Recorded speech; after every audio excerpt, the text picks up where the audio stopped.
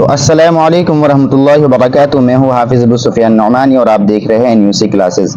آج کے اس ویڈیو میں ہم بات کرنے والے ہیں تختی نمبر 7 کی. اس سے پہلے والی ویڈیو میں ہم نے تختی نمبر 6 پڑھا تھا. اب یہاں پر ہم یہ پڑھنے والے ہیں کہ تختی نمبر 7 میں آخر ہے کیا اور یہ کیسے پڑھا جاتا ہے. تو یہاں پر لکھا ہوا ہے تختی نمبر 7 تنوین زبر زیر پیش ہے نا.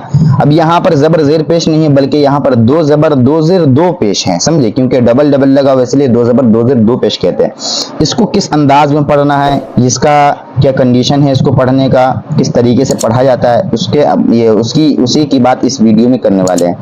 تو جیسا کہ آپ کو پتا ہے کہ میرا اسلامک چینل ہے, یہاں پر تمام کلاسوں کی پڑھائی بھی ہوتی ہے, قرآن بھی سکھایا جاتا ہے. تو آپ میرا سپورٹ کریں اور اس ویڈیو کو آگے ضرور شیئر کریں, چینل کو سبسکرائب کریں, ویڈیو کو لائک کریں اور اسے آگے زیادہ سے زیادہ پہنچائیں تاکہ میرا بھی بھلا ہو اور آپ کے ساتھ تمام جو عوام ہے ان کا بھی بھلا ہو. اگر آپ کی ایک شیئر سے کوئی پڑھنا سیکھ جاتا ہے تو اس کا اجر آپ کو بھی اتنا ہی ملے گا جتنا کہ مجھے مل رہا ہے, ٹھیک ہے, اور جتنا کہ اس کو ملے گا سیکھنے کا. تو آئیے ویڈیو کو اسٹارٹ کرتے ہیں. یہاں پر لکھا ہوا ہے تختی نمبر 7 تنوین. تنوین کا معنی ہوتا ہے دو زبر دو زیر دو پیش. یہاں پر لکھا ہوا ہے صاف صاف لفظوں میں دو زبر دو زیر دو پیش کو تنوین کہتے ہیں.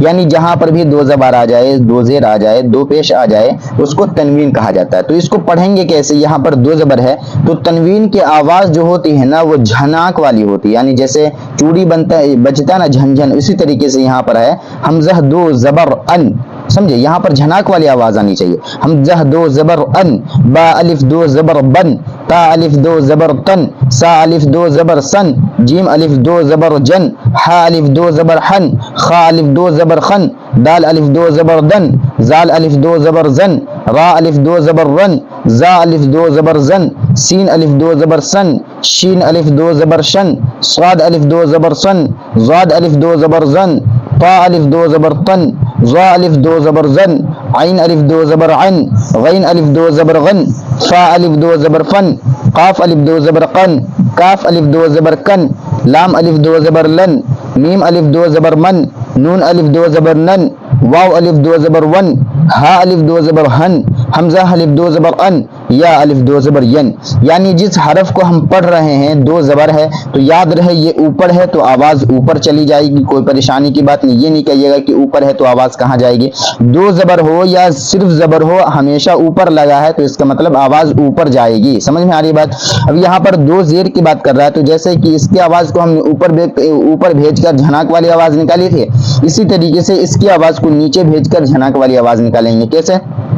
حمزہ دو زیر ان, با دو زیر بن, تا دو زیر تن, سا دو زیر سن, جیم دو زیر جن, حا دو زیر حن, خا دو زیر خن, دال دو زیر دن, زال دو زیر زن, را دو زیر رن, زا دو زیر زن, سین دو زیر سن, شین دو زیر شن, صاد دو زیر سن, ضاد دو زیر زن, طا دو زیر طن, غا دو زیر زن, عین دو زیر عین, غین دو زیر غین, فا دو زیر فن, قاف دو زیر قین, کاف دو زیر کن, لام دو زیر لن, میم دو زیر من, نون دو زیر نن, واو دو زیر ون, ہا دو زیر ہن, حمزہ دو زیر ان, یا دو زیر ین, یا دو زیر ین.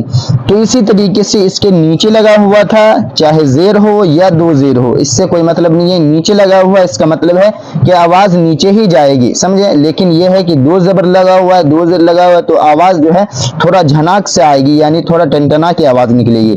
اب یہاں پر دیکھ لیجئے دو پیش ہے, وہ اوپر کو گھوما ہوا ہے اور اس میں آنکھ والی بات بھی ہے, جیسے کہ میں نے بتایا کہ پیش جو ہوتا ہے وہ ایک آنکھ کی طرح ہوتا ہے. تو یہ آنکھ ہے تو آنکھ سے ہم سامنے کو دیکھ پاتے ہیں, پیچھے نہیں دیکھتے, تو اس کی آواز جو ہے وہ سامنے کو جائے گی, یعنی آگے کو جائے گی.